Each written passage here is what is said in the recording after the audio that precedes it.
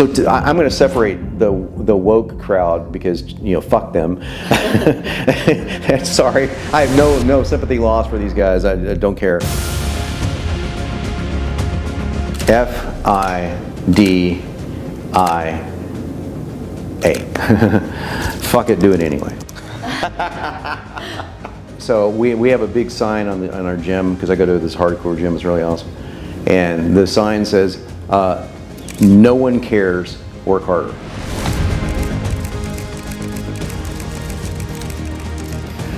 First of all, yes, I'm a huge fan of meritocracy as well. So that's at the root of this concept of life doesn't always get you what you put into it, but it will give you nothing if you don't put. It's not just this one, but people become a little bit more entitled. Things are a lot easier. Welcome everyone.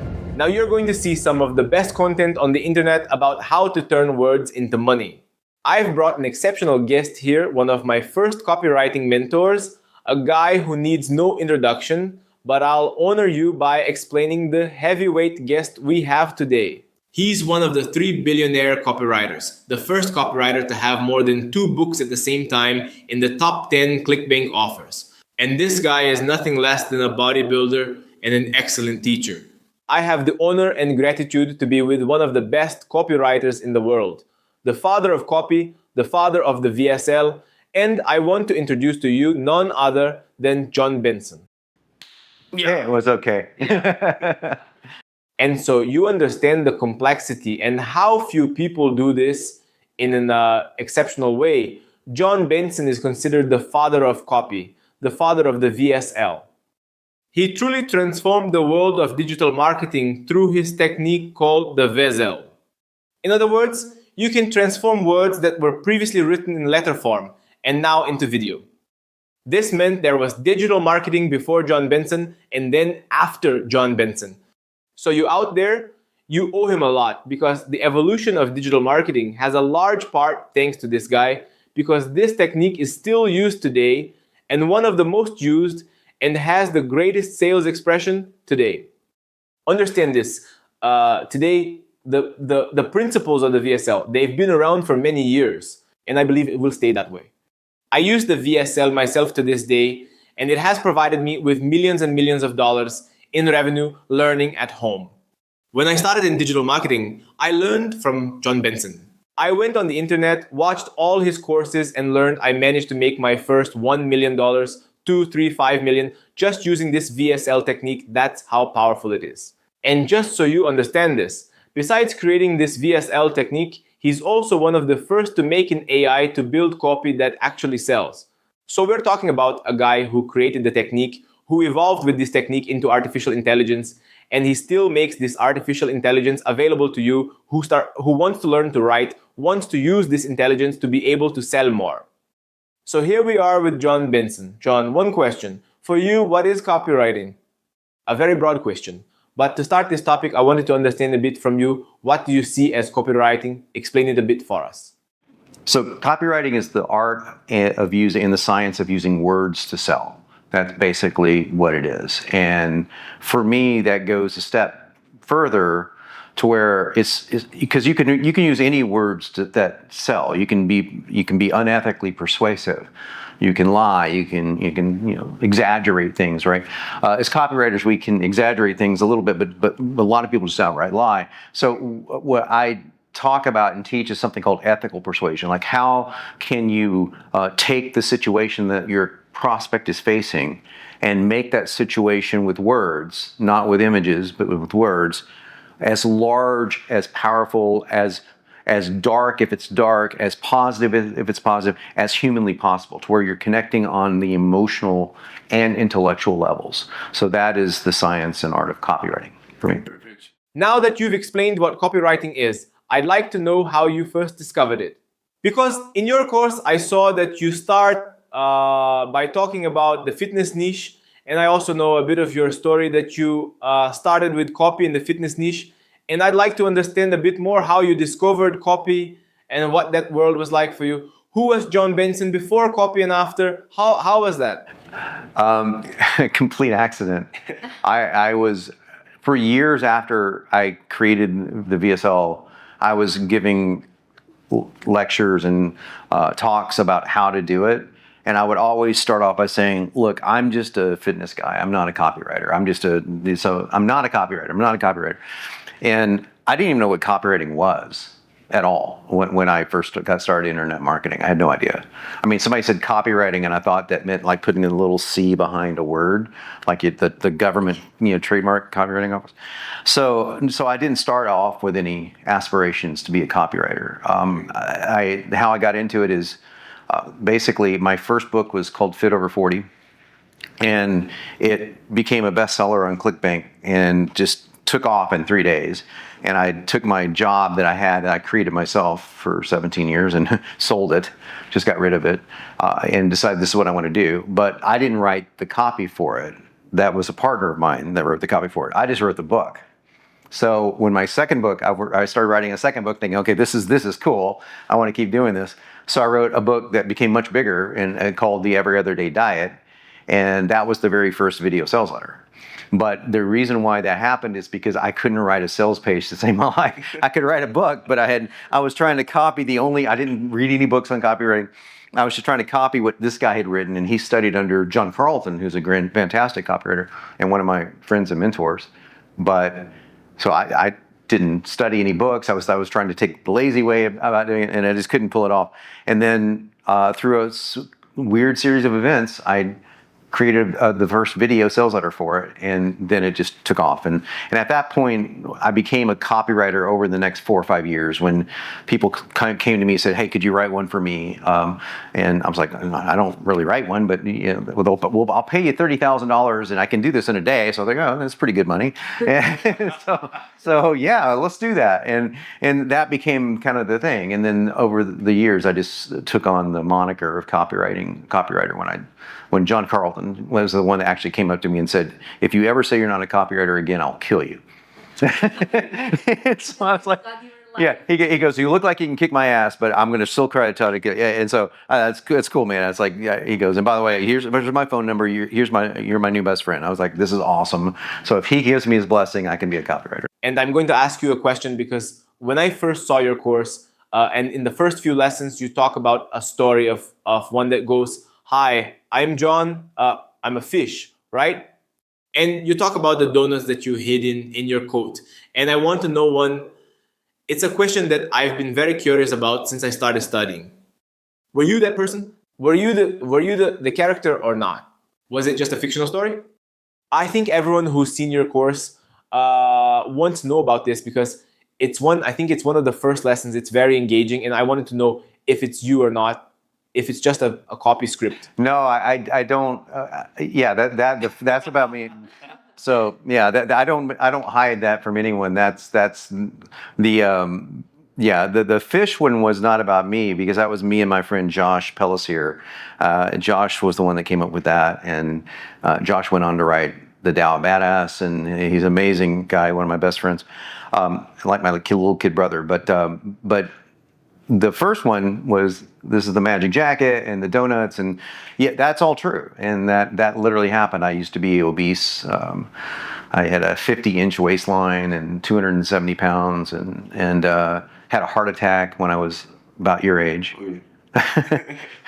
So I had a heart attack I don't know how old, I had a heart attack in my 30s.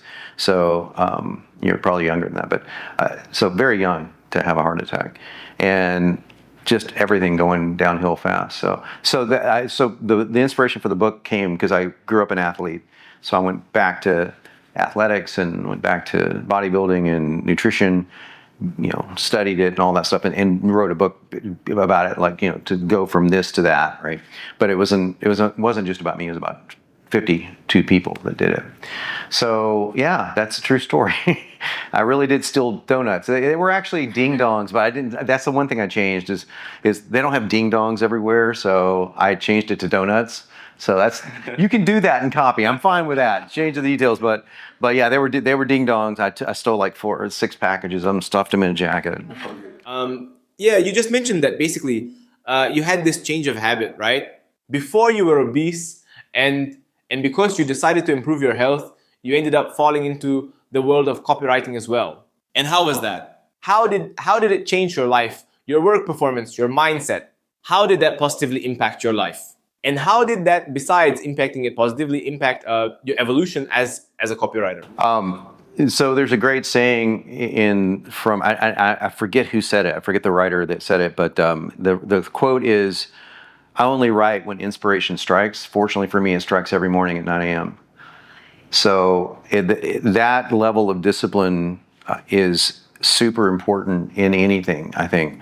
But going through severe health issues, almost dying twice and having multiple diseases and all this kind of horrible stuff. Some of it genetic and some of it triggered by really, really bad, like eating like an asshole. So yeah, all of that combined. So once that changed and once I adopted a different way of approaching life as far as that goes, with the exceptions of like what I'm doing now, where you're on, I'm training for something in low calories. Yeah, my energy is really like amazing all day long. So I'm able to do the work of 2 or 3 people. That's everybody tells me in my company. It's like, I just don't slow down. So that level of output has been super valuable for me, and the level of mental clarity that it comes with. So just the mental focus. I thought about writing a book on this or course on it, and creating a course on it, on the optimal diet and fitness training program for somebody that wants to do something as an entrepreneur, as a thought leader, as a writer, whatever it may be. Because I think these things are completely intertwined. And so many copywriters I know are just messes, man. They're just, they're not healthy people, and they don't. So they're writing on fumes. I don't know if that translates or not, but as opposed to, being able to write with a surplus of energy left over, and so you're in that creative zone mentally all the time. I completely agree with you. Yeah, when I started in digital marketing, I left medicine and gave up on medicine and went to learn, digital marketing. The first person I learned copy from was you, and after I started learning, I went crazy. I said, man, I found the formula for how to make money because this makes so much sense. And I started studying so obsessively that I disconnected from everything. And for 3 years, I only wrote copy and only learned how to scale more, how to make adjustments to my offers, how to make adjustments to my company. And that basically took me from 90 kilos to 123 kilos in 3 years. And it's been basically 12 months that I ended up managing to lose, 16 kilos, and I've been taking more and more care because before I like bodybuilding a lot, I like weightlifting a lot, and I ended up focusing so much on copy that I ended up leaving one of my favorite hobbies, which is weightlifting, because I became so fascinated with copy. So I completely agree with you. And today, taking more care of my health, I see that I can manage the companies better. I can scale more because I can be smarter, because my body keeps up with that speed. And I also wanted to ask you something. Since we're talking about health, talking about high performance, what is the mental drive?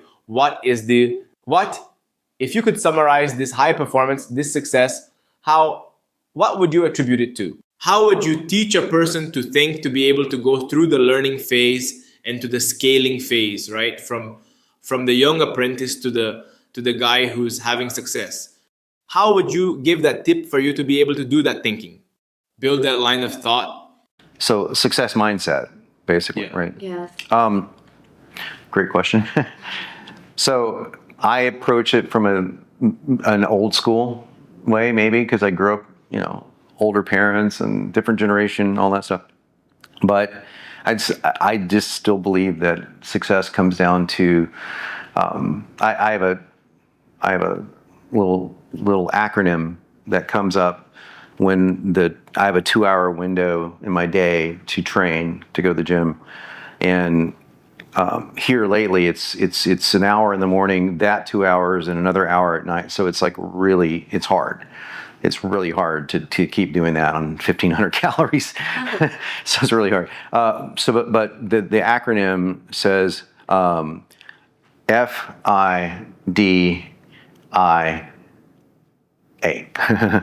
Fuck it, do it anyway. So it doesn't. So we have a big sign on our gym, because I go to this hardcore gym. It's really awesome, and the sign says, "No one cares. Work harder." So where that phrase comes from is whatever your excuses are, yeah, no one fucking cares. Work harder. Do it anyway. I say fuck it, do it anyway. Just it doesn't matter if it hurts. It doesn't matter if you don't feel like it. It doesn't matter if you're hungry. It doesn't matter if you're scared to write something. It's like, yeah, I have a mentality that I'm going to get through this. And I've trained myself enough, not that I've always been perfect at this. You're not. You will fail, but you got to learn from those failures. So that's, you asked earlier, what does the bodybuilding fitness stuff have to do with it?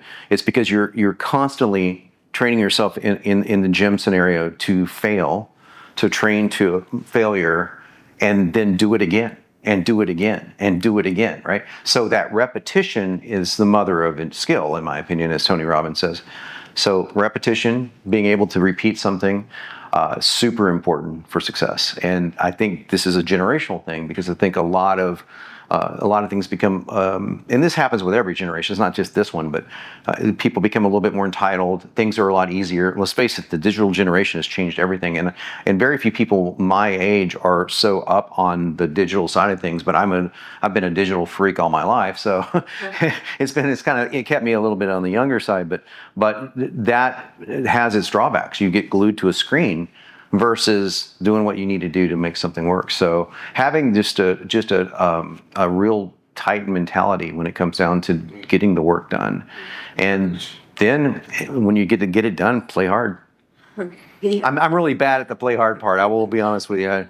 I'm working on that. I agree with you. When you say that to achieve more, you have to do more.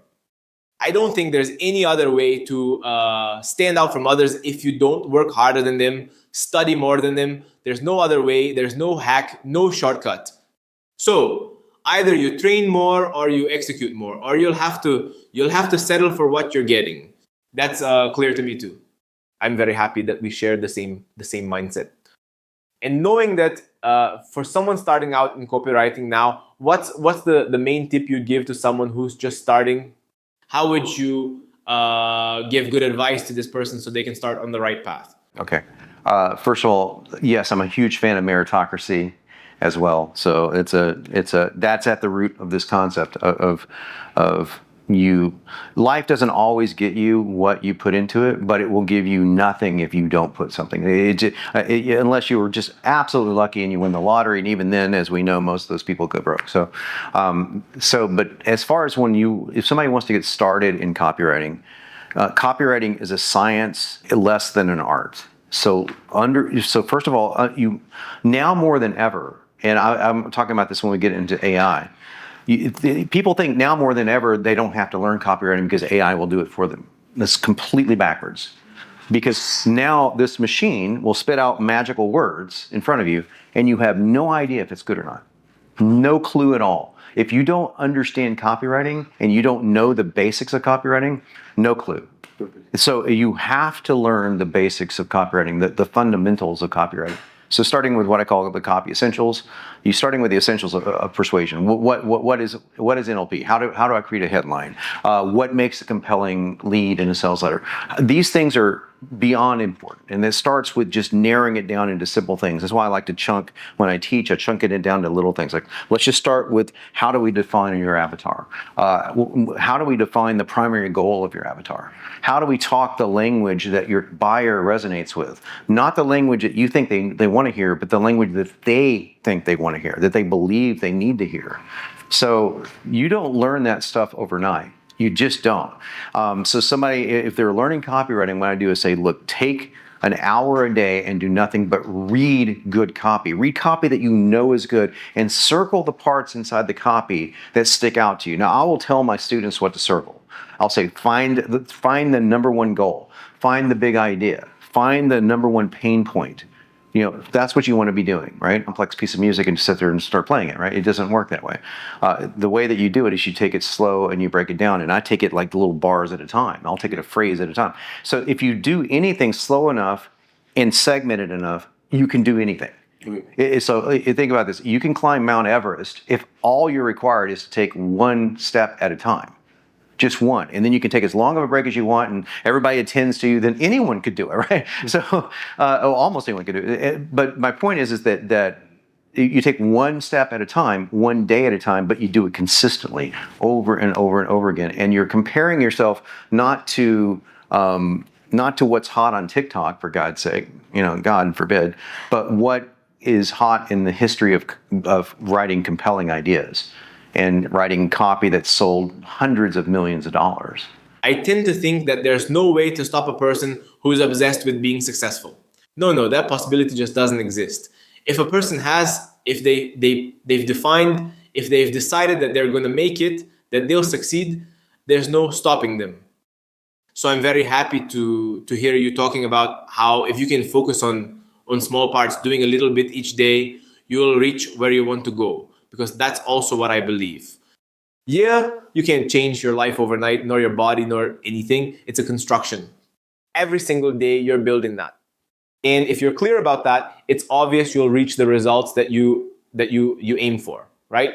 So this proves that it's a principle, right? This isn't changeable. It's not because it's a past generation that this will be changed for the new generation. No, this is the principle. You want to be successful. You need to build success every day. Success isn't sudden. It's not by chance.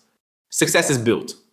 Well, knowing that success is built, what were the main mistakes you had in your career as a copywriter, and how do you looking back, how would you avoid those mistakes, or how would you be able to identify them?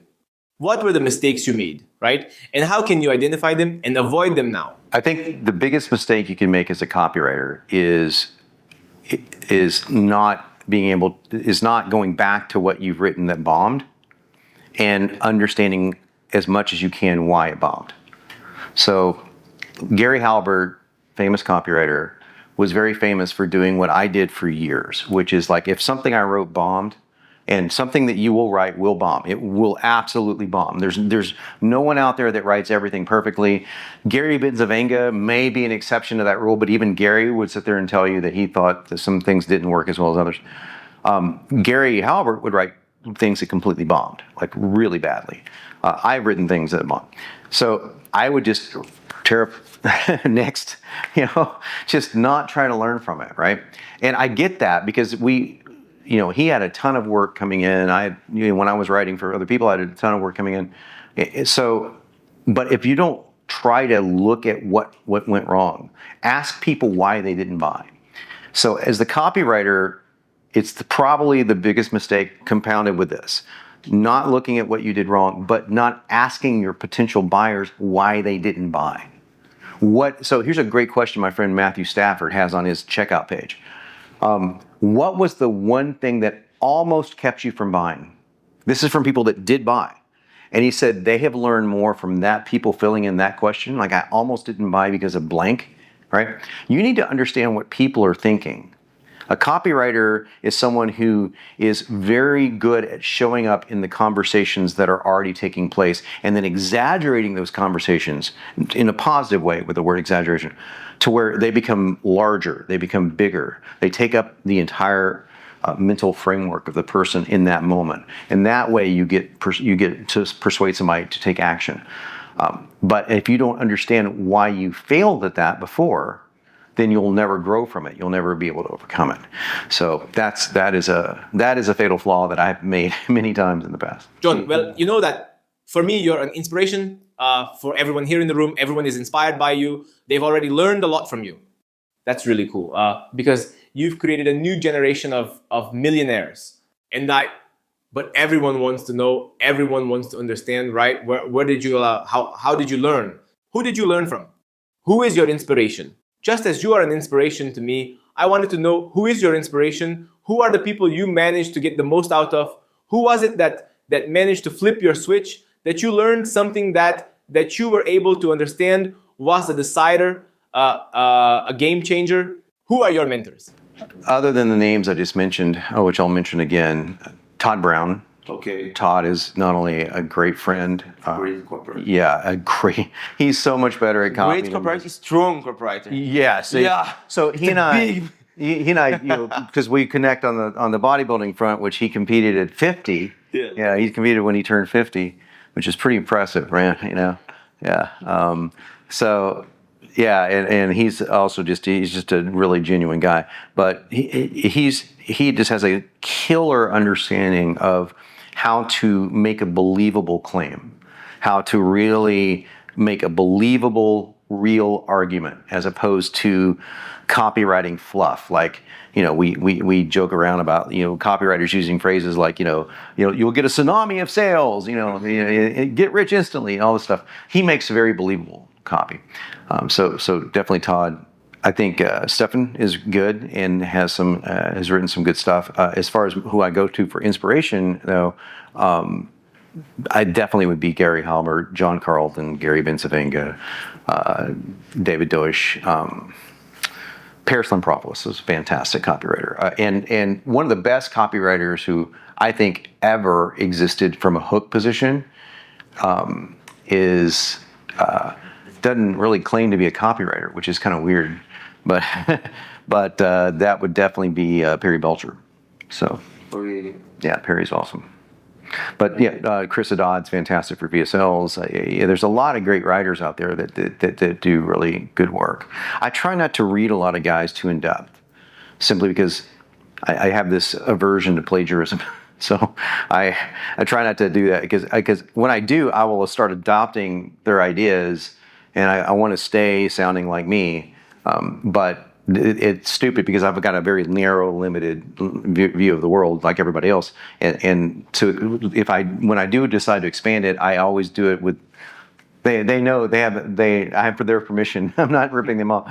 So that's cool. It's great that, to be able to hang out with those guys and learn from them personally. It's been wonderful. Basically, people know you as a machine for coming up with big ideas, right? All your copy, it's easily identifiable, because the way you think, the way you build that copy narrative, it's very unique, right?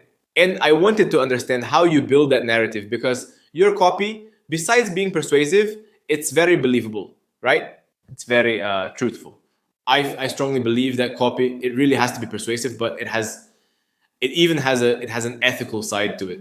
So how do you build these big ideas so that they're extremely persuasive, so people can believe that, can understand and believe in them, and without leaving the ethical side? What's that construction process like, and how do you see that?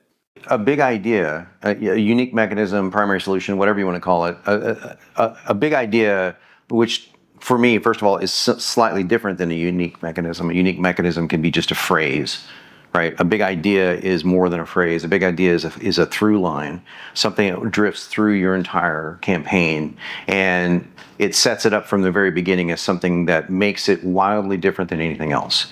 So the big idea has to be the thing about your offer that makes it insanely different than everything else out there. There has to be something in there that does make it different. And in weight loss, I got pretty well known for coming up with hooks and big ideas with things that were not different. I had to name them something different, and then find the little hook inside of that. And I leaned on my science background when I would, look for things like, well, scientifically, why is this working? And can I find something that's based on, let's say, a hormone? I came up with a hook, leptin resistance, for example. So we came up with that hook for BioTrust, and did incredibly well. And now it's used in the medical lexicon, so you can find it. People are using it. Well, I know of it. Maybe it was used, but I never saw it. But so my thing is, but that's what it was. So I didn't make anything up. I just named it something different, right? And so naming something different is an idea for getting people to understand a unique mechanism. The unique mechanism is leptin resistance. But what's the big idea behind that unique mechanism? So again, there's no lying necessary. It's all about, for example, the big idea there was, if you don't refeed at strategic times, that means eating your favorite foods, you can't lose weight. This is a huge idea. Weight loss will stall if you don't do this. Now, all I did was take something that the bodybuilders know. You're on a diet for X amount of time, and if you don't do a refeed, one of the many, I just narrowed it down to one thing. So I'm answering your question, but it's a difficult question to answer. So to narrow down the reason why to one thing. Like, why does someone struggle with weight loss? Well, there's 27 reasons, right? Everything from childhood abuse to eating too much pizza. It's all over the map, right? But if you can narrow it down to one thing, like what if there was one thing that triggered all of that, that's responsible for all of that? That's what I look for in an offer. What is the one thing that drives it? That is the unique idea. And so the big idea in this case is also a unique idea. In the example that I'm giving you, it was that you have to learn, you have to know exactly when to eat your favorite foods. But the good news is you can get lean eating pizza. In fact, you have to.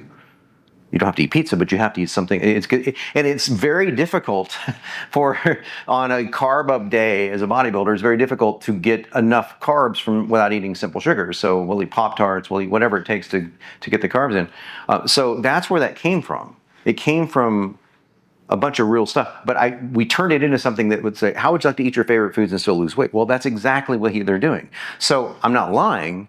I'm not even exaggerating. I'm saying the truth, but it's in context of something very specific. Well, watch this video to find out exactly when you need to do it. It's not that you do it, it's that you do it at the wrong time. What if I told you there was an ideal time for you to do it? That's the big idea.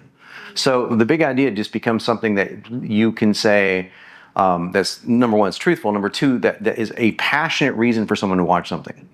Like, we've all seen this a million times. We've seen copy that someone says, I'm going to show you how you can do something so-and-so and do it faster than everybody else. And you're like, I've heard that a million times, blah, blah, blah, whatever, right?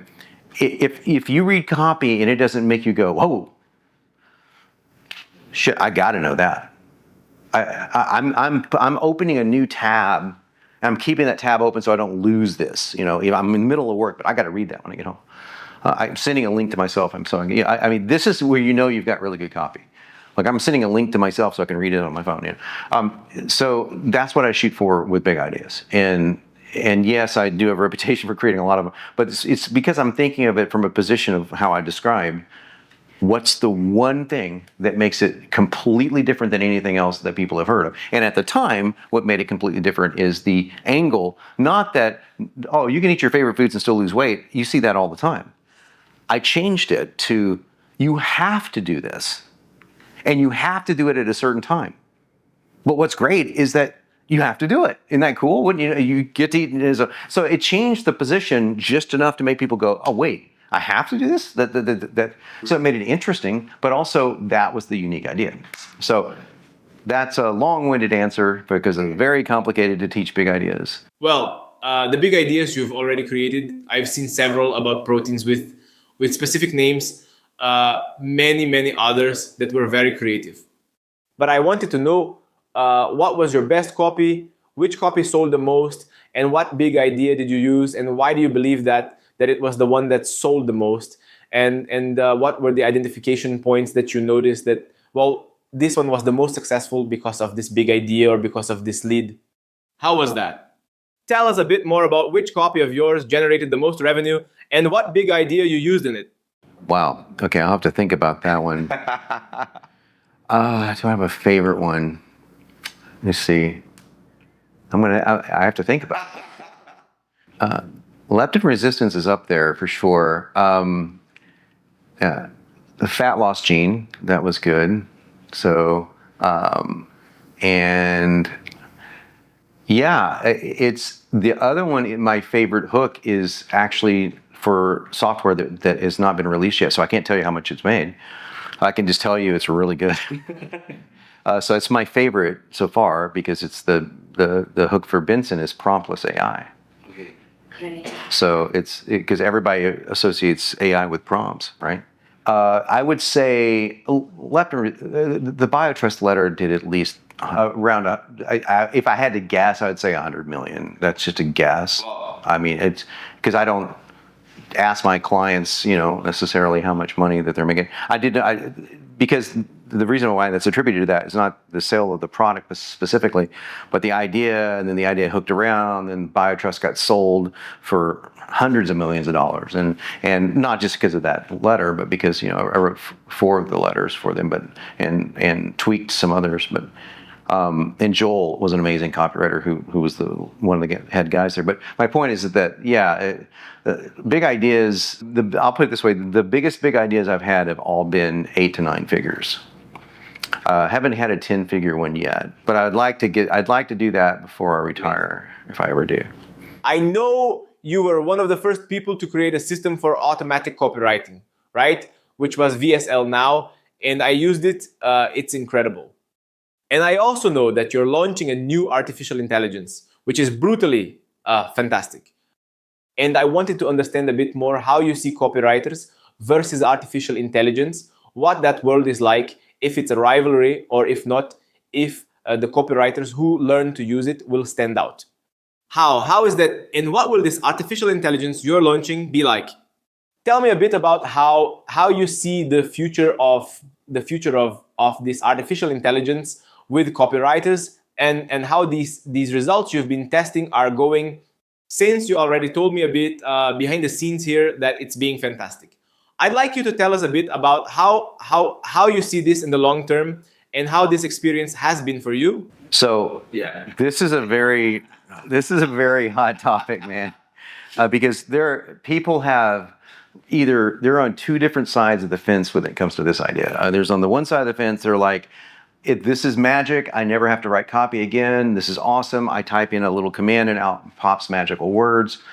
This is awesome. And the other side is, holy shit, I'm out of a job. I'm going to lose my livelihood. This is going to take my place. And all of that is wrong.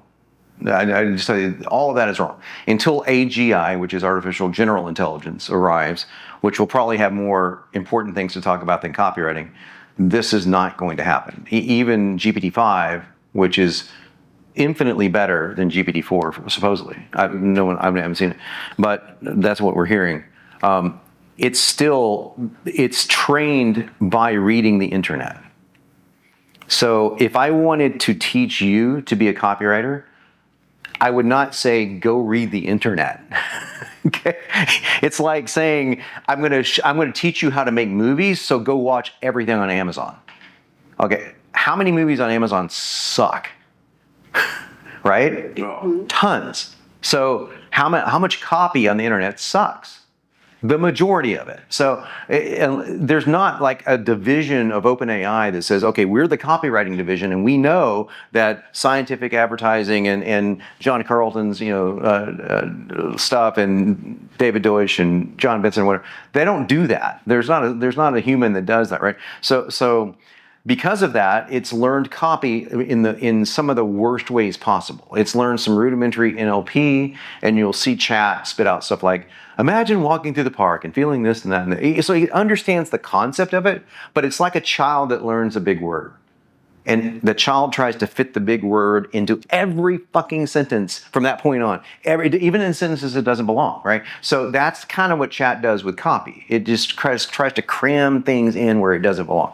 So it's not a magical AI copy fairy. That's not what it is. It's not going to come and take your job. However, and there's a big however there, if copywriters don't understand copy, first of all, they're screwed. You're just out of the game if you don't understand the concepts of copywriting, because no machine will understand that to the point of replicating a human for a long, long time. And even when that does happen, there's no company that's going to completely trust that without putting a human in charge of it. So they're going to want a human that understands what makes good copy. So there's no way you can get around knowing what makes great copy great. You just have to know it. Now you don't have to write it as much, but you still have to know it. And unfortunately, a lot of writing is what trains your brain on how to think about copy. So it's still very important to write the copy, whether you type it or whatever. So all that aside, it is still super important that all copywriters understand how to get AI to work for them, like a copy assistant, like a copy hub, like a creative assistant, like somebody that will help them generate brainstorm ideas.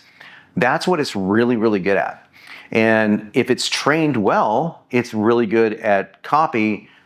It's surprisingly so, but to get it to be trained well, it's taken us, quite some time to get it to even remotely understand that. So what we did is we would break down that sentence. If you want to primary goal and secondary goal then this will be the most important letter you've ever written. So that's basically how that sentence flows, right? So that would work for anything. If you want to make more money and not work and work from home and never have to go into the office again. So if you want a primary goal, objection. So all I did for years, for the last 10 years of my life, is figure out what makes all this language break down into its each individual components. That was a rudimentary and basic for teaching AI how to do it. But we got a 10-year head start on because the AI is learning all the copy, but it's reading 80% of the copy it's reading is terrible. So what we're doing is we're looking at all the great copy, dissecting it, and figuring out how to make those words work. And then we trained our own AI on how to do it. Jon, you're launching an artificial intelligence that helps copywriters create better copy based on the best copy ever published. You've already told us that, but I'd like to understand a bit about what we can expect from this new tool. How do you see it being a game changer for copywriters?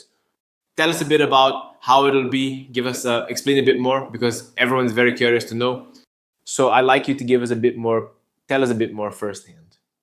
So yes, we've been working on, originally this got started off as, how can I take the courses that I've taught copywriters on ChatGPT and put it into software that will help people with the course itself. And that's how this software actually got started a little bit before that with Now VSL. We were trying to find out if AI could fill out all the important fields that someone needs to know in order to create what we call a buyer's blueprint. What you need to sell to an avatar. An avatar has specific language patterns that they need to hear. What's their goals, their fears, their hopes, their dreams, their frustrations, their objections. You need to know all of that when you write copy. You need to have a good understanding of it. So could we train AI, a model of AI, an AI model rather, to do that? And the answer is yes. It took quite some time, but we were able to train it because we've done thousands of these blueprints before. So we took that and was training it for the video sales letter, for Now VSL, but the software is simply incompatible with it. And Amazon is discontinuing one of the primary pieces of the software at the end of the year. So that software is unfortunately going to be retired at the end of the year. But then we started thinking, well, if it could do the blueprint side of it, what if it could do my courses? What if it could take what I've done inside my courses and automate everything? And then that just became bigger and bigger. And now it's become what's called Benson. And yes, it's after my last name, but it's spelled BNSN. Okay, BNSN.ai. And Benson is going to be the world's first long-form direct response sales copy tool that writes copy that doesn't suck. But here's the cool thing about it. It writes it without prompts. It's promptless AI. So you will go into Benson and I can write a video sales letter, 6,000 word video sales letter. I can write by doing nothing than a copy paste in a Google search. Whoa. Now, doesn't mean that all the information is going to be correct because a copy paste Google search unless I go to my own page. But if I go from my own page, it will all be correct. But if I go to somebody else's page, obviously it will put in that data. But copy paste, the dream was, can we get something to where a copywriter or a marketer or a business owner says, oh, I need an email sequence for a webinar promo, right? But I don't know how to write copy, but I saw this webinar promo that this other guy did that's really awesome, and his business is kind of like mine. Well, you can't get his webinar promo because he will sue you, right? But you could take his sales page and say, hey, everything he's saying is, I really like it. Let's start that as a starting point. Copy and paste some of the sales page. Can't paste it all because of plagiarism. So we have a limit on it. Paste it into Benson, click a button, and then say, create a webinar campaign. What do you want to call the webinar? This. How much do you want to sell the product for? That. Click. Wow. And we're talking, 15 email sequences, 10,000 word webinars, 5,000 word sales letters. Not possible right now in chat, not possible right now in Claude. Just the simple token limit alone. Even with the increase, the recent increase to the 16K token, you're still going to time out 15 minutes into a sales letter. And chat and AI in general starts losing concentration. It stops becoming coherent after far less than the token length than that. So prompts are not going to give you this. They simply cannot give this to you. What we're doing instead is we're modeling and we're calling on all of our models from trained models. So we're doing all this model calling and stuff, and we're putting it all together in chunks, and it comes out. And that is coming out at the end of October. So even with Benson, which is going to give you truly A-list level quality copy out of AI, which again you can't get with prompts, no matter how sophisticated the prompts are. It's just not going to give it to you. It's hit and miss. It's roll of the bones. But even then, I still say it's important for you to know copy so that you know how to modify it. You know how to tweak it. Yes, we have all what we call refiner prompts, and you just literally click a drop down and say, "Oh, I'm going to do this. I want to make it punchier. I want to make it spicier. I want to make it shorter." Whatever the case may be. But you need to understand why you would even need that. Like, why would you need it spicier? Why would you need it more emotional? Why would you need it shorter? That again is knowledge of the copywriter. So we're going to be able to give somebody right out of the gate, like an 80% quality draft of a full-length piece of copy, which AI simply doesn't do very well right now at all. But even then, on top of that, the knowledge is still, for me, extremely important, because that's why we're building this tool for marketers, copywriters, and entrepreneurs who understand that they know that this is just going to get it there much, much faster. They still need to be able to put their own touches on it and make it their own. So I think that's super important to say, because we actually have in Benson, when you click the button to produce copy, originally it was called the magic button. It literally was called the magic button. It has a little wand on it and everything. And we're still going to keep that probably for the blueprint, because I think it's kind of cool. But it is the closest thing to a magic button. But even then, I don't believe, when somebody says, "Oh, it's a magic button and it's all over," I think people are lying to you. I think they need to tell you, like, no, I've been shocked. I've gotten copy out of Benson where I'm like, I don't need to change anything. But I still want people to understand how it works, so that they can say, "Oh, I need to change this one thing. Well, how do I change it?" It's not like I want to type in a prompt and change it. No, just change the words, Don't lose track of the importance of being able to write those words yourself. Jon, the principles of copy, they're immutable, right? As you said at the beginning, there are things that we're going to use, right, that have been used for a long time. You use them, I use them, and they were responsible for making millions and millions of dollars with copywriting. But my question goes beyond that. It's a bit more specific. Based on your experience, right? From when you started and even from now, which is the peak of your career, do you see any difference in the way of writing, right? From 10, 15 years ago to the way of writing now? Yeah, because basically nowadays the new generation, they're more used to TikTok, to Instagram, to scrolling all day long, right? On Instagram. Yeah. Do you see that with this new generation, which is more addicted to dopamine? Do you notice that there's a difference between writing shorter, faster, VSLs? What's the difference that you see from the copies of the past to the copies of now? What works more? Why does it work more? If this interferes with the new generation, right? Or if it's not just it's just a myth. Because I believe that good copy, it doesn't matter if it's going to be 10 minutes or 1 hour. The first copy I wrote, it was 1 hour and 15 minutes long, and I made, $1.5 million with it. And then when I finished writing it, people would say, "Man, it's too long." I said, "No, you can trust that it's going to sell a lot." And it sold $1.5 million, and fuck it, it was 1 hour and 15 minutes long. So what do you think about that? Did you watch Game of Thrones? Yeah. Why? Amazing. But it's an hour long. Yeah. Why wouldn't it be better if it was 3 minutes long on TikTok?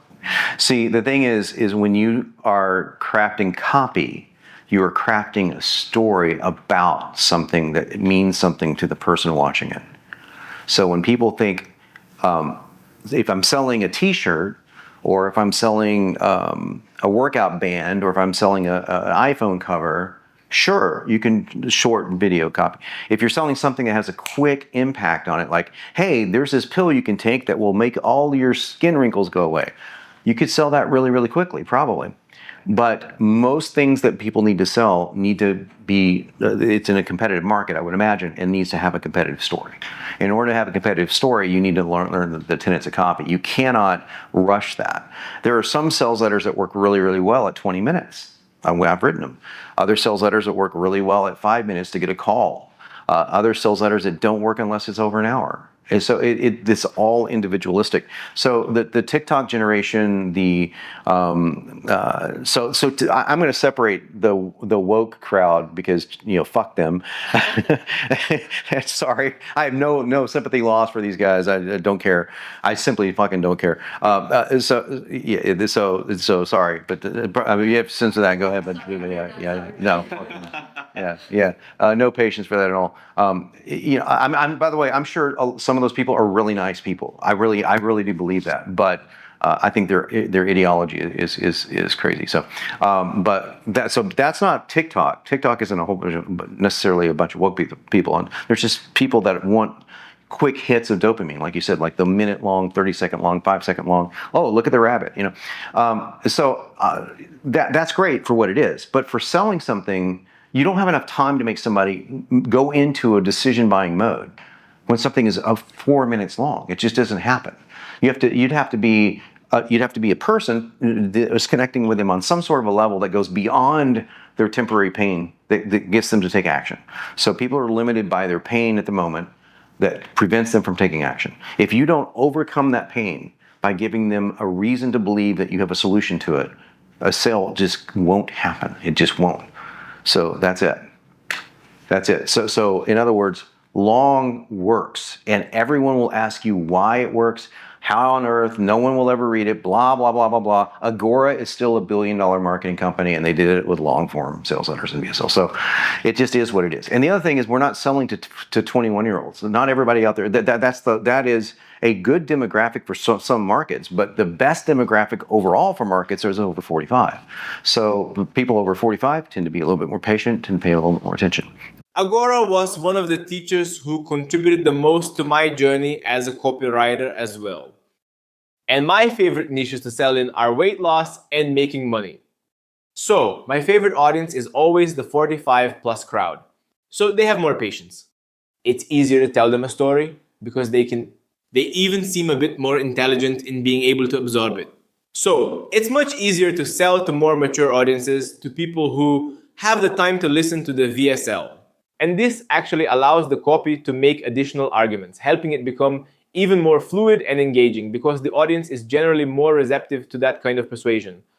It's not an audience that is focused on TikTok. Instead, it's a group that is more open to listening and considering the message. So I also recommend for those starting out, for those who want to reach big niches, that you invest in more mature audiences, people who are 45, 50, 60 years old, in health or making money, in a way that reaches them. So, making money and weight loss will always be the best audiences for you to sell to. Well, Jon, you're a lover of words. I know you're a guy who defines himself through words. You love music, poetry, and things like that. So I've picked out some words, and I wanted to say them to you and play a little game with you. Basically, it's a game where I'll say some words here, and you tell me in one word as well what they represent to you. I think this way we can get to know you a bit better too, with some words I've selected here. And I think it'll be really cool. The best choice you ever made was? To get married. The best quality of a copywriter is? Honest creativity. A book that changed your life? Walden by Henry David Thoreau. What's your next goal? To compete in my first bodybuilding contest and to release Benson. So amazing. I mean, everything is centering around those two things right now. So yeah. To be the biggest and the biggest. And shredded at 60, man. That's it. Yeah. Great. Yeah. Just great. A regret? None. Nothing. No. A reason for you to be grateful? Everything. Well, I always say that success demands so much, right? That's a phrase that I carry with me. Success always demands more. It demands for me. I can apply that to my life in many ways. And I wanted to know in your journey, what did success demand most from you? What was the part that success demanded most from you? For me, success asks for more intensity, more presence, to be more present in the moment.